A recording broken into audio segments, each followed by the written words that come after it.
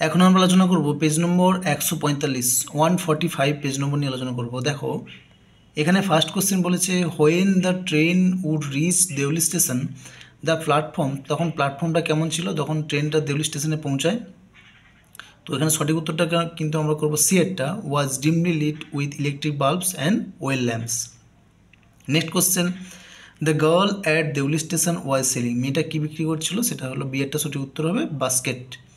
The author ছিল, এখানে প্রথম উত্তরটা আমরা সঠিক করবো, সেটা হলো ইনফ্যাচুয়েটেড উইথ দ্য গার্ল, মেয়েটার প্রতি মুগ্ধ। দেউলি স্টেশন ছিল আর large building for office work, had nothing but chair table, সঠিক উত্তরটা কিন্তু আমরা করবো সি একটা, সেটা হলো an office for the station master and a waiting room. Next question APJ Abdul Kalam normally ate, APJ Abdul Kalam কার সাথে খেত, এটা সঠিক উত্তরটা আমরা করবো সি এরটা, সেটা হলো with his mother sitting on the floor of the kitchen. Next question চলে যাচ্ছে APJ Abdul Kalam would go to the old mosque, হ্যাঁ সে পুরনো মসজিদে যেত, ফর ইভিনিং প্রেয়ার অ্যান্ড স্কার্স্টরেজ, for morning prayer, for occasional prayer. তাহলে সঠিক উত্তরটা এখানে আমরা করবো প্রথম একটা, মানে একেরটা সঠিক উত্তর করবো, সেটা হলো ফর ইভিনিং প্রেয়ার। ঠিক আছে, নেক্সট কোশ্চেন দেখো APJ Abdul Kalam tried to emulate his father in his lavish lifestyle, in his lectures, or in his own world technology and science, আর চারটা বলেছে ইন হিজ পলিটিক্যাল ক্যারিয়ার। তাহলে সঠিক উত্তরটা কিন্তু আমরা পাবো এখানে সিটটা, সেটা হলো in his own world of technology and science. Next question what changes were noticed in the second year of the lawyer's imprisonment, তো লয়ার যখন বন্দিত্ব অবস্থায় ছিল তখন তার সেকেন্ড ইয়ারে কী চেঞ্জ দেখা গিয়েছিল, he asked for wine and tobacco, he asked for only classic, the piano was no longer heard, both C and D. তাহলে সঠিক উত্তরটা কিন্তু আমরা পাবো এখানে, দেখো দুটোই সঠিক হবে, এটা হলো he asked for only classics, আর দ্বিতীয়টা সিটাও সঠিক, সেটা হলো তোমার the piano was no longer here, তখন পিয়ানোটা শুনতে পাওয়া যাচ্ছিল না গান।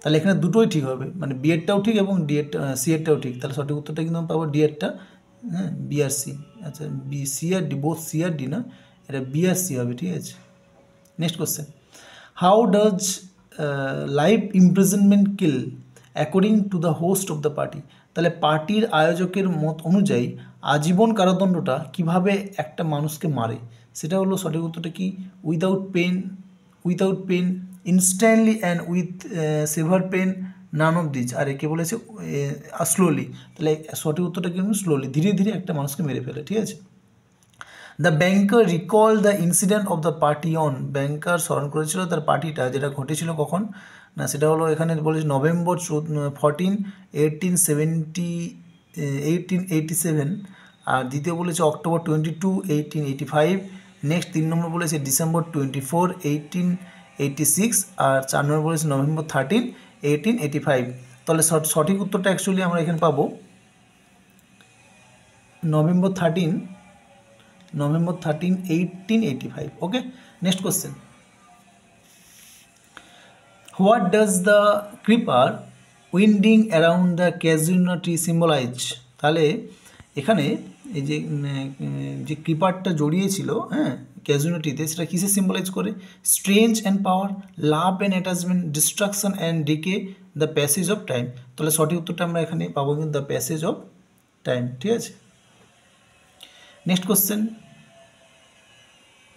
সরি অ্যান্সারটা ভুল আছে, এটা ভুল দেওয়া হয়ে গেছে, এটা হবে লাভ অ্যান্ড অ্যাটাচমেন্ট। ঠিক আছে, লাভ অ্যান্ড অ্যাটাচমেন্ট, ভালোবাসা এবং আবেগের বন্ধন। ঠিক আছে, love and attachment. Next question what kind of memories does the casualty bring to the poet, তো কী ধরনের মেমোরি কবিদের মাথায় মানে কবির মাথায় এসেছিল, ক্যাজুয়ালিটি এনেছিল বা ক্যাজুয়ালিটির জন্য কবির মাথায় কী মেমোরিটা তৈরি হয়েছিল। ঠিক আছে, এটা প্রথম অপশান দেওয়া হয়েছে painful memories of war, nostalgic childhood memories, fearful memories of storm, joyful memories of festival. তাহলে সঠিক উত্তরটা কিন্তু আমরা পাবো এখানে বিটটা, সেটা হল নস্টালজিক চাইল্ডহুড মেমোরিজ, মানে কি শৈশবের একটা স্মৃতি। Next question, why does the poet want to immortalise the casualty? তাহলে এখানে সে ক্যাসুরিনিটিকে কেন সে ইমোর্টালাইজ করতে চেয়েছিল, চিরস্থায়ী করতে চেয়েছিল, সেটা হলো অমর করতে চেয়েছিল, সেটা হলো it provides head and foods, it represents her lost loved one, it is the tallest tree in the garden, it was planted by a famous ruler. তাহলে সঠিক উত্তরটা আমরা এখানে পাবো বিটটা, সেটা হলো it represent her lost love ones, মানে কি তার এটি তার হারিয়ে যাওয়া প্রিয়জনের প্রতিনিধিত্ব করে, তাই জন্য সেটাকে অমর করে রাখতে চেয়েছিল। ঠিক আছে, next question, what does the poet wish for the tree at the end of the poem? একদম মানে পোয়েমের শেষে কবি এখানে কি ইচ্ছা প্রকাশ করেছিল? ঠিক আছে, তো এখানে ফার্স্ট অপশান দেওয়া আছে that it continues to provide shade, that is remain strong for ever, that it is remembered ever after she is gone, that is grows taller. তাহলে সঠিক উত্তরটা আমরা এখানে পাবো, সেটা হলো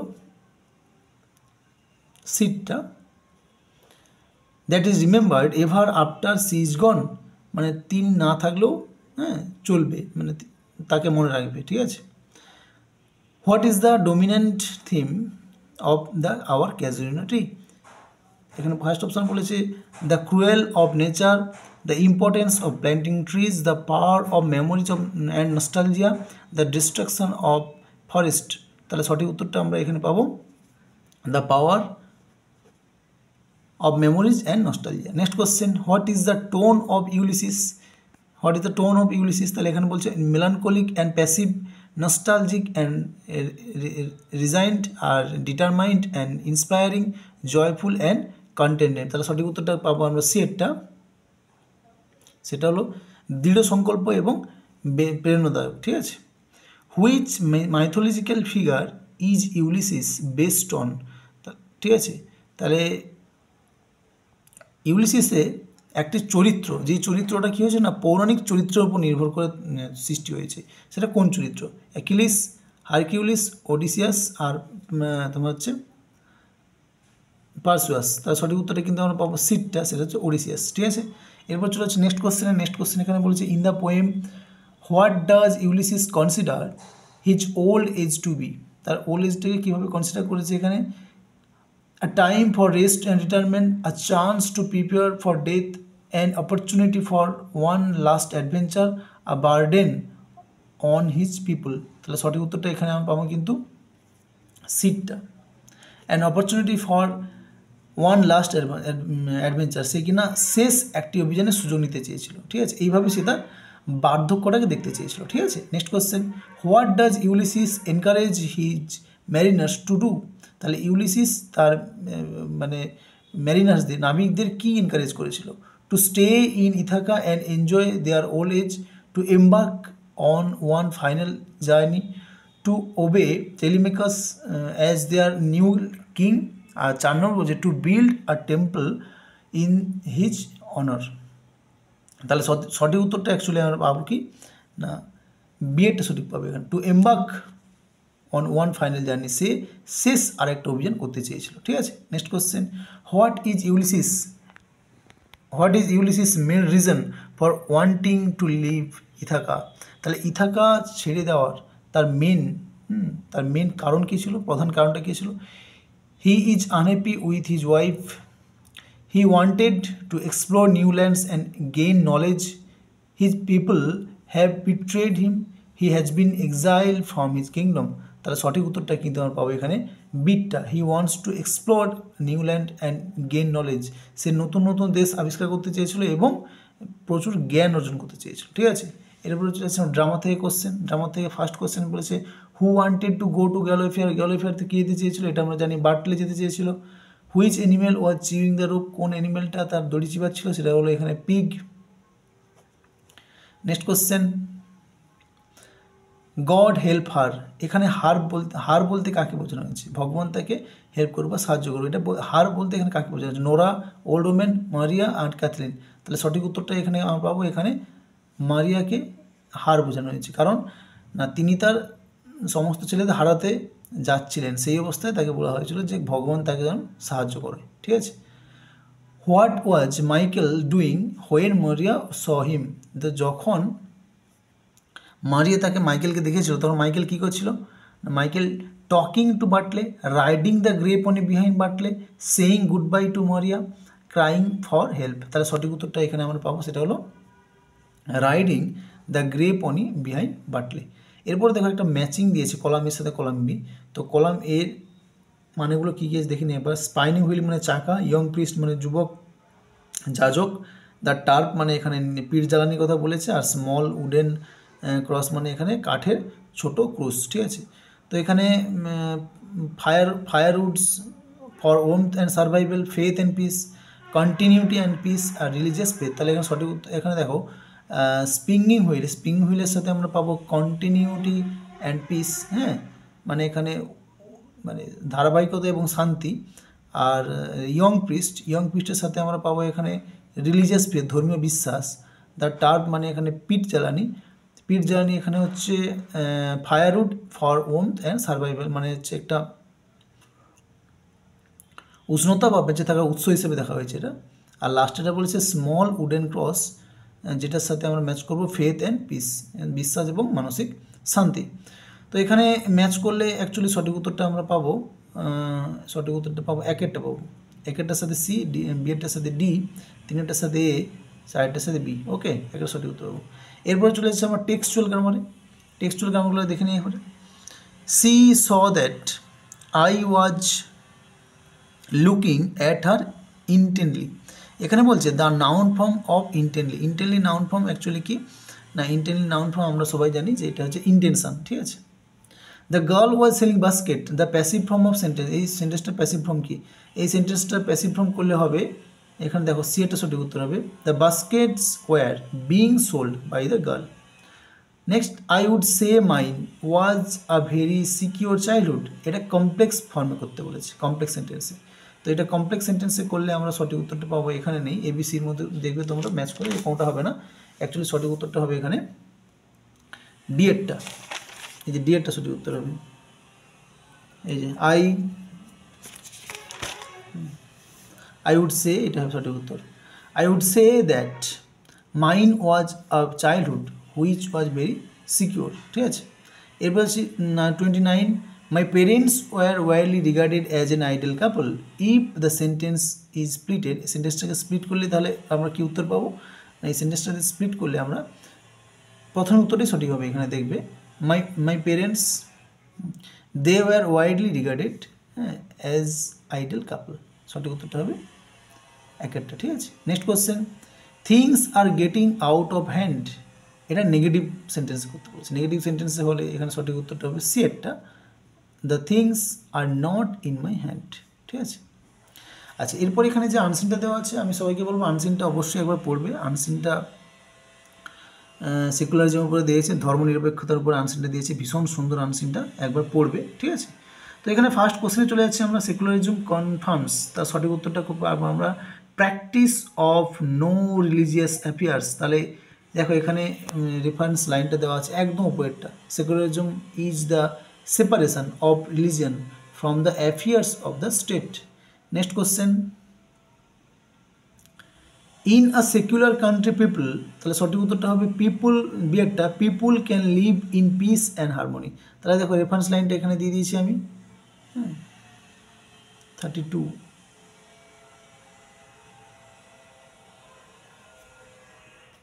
রেফারেন্স লাইনটা দেখো এখানে দেওয়া আছে, as a result people can live in harmony and piece, ঠিক আছে। নেক্সট কোশ্চেন চলে 33, India is a secular country according to the Indian constitution, ঠিক আছে। ইন্ডিয়ান কনস্টিটিউশন, দেখো এখানে সাপোর্টিং রেফারেন্স লাইনটা দেওয়া আছে।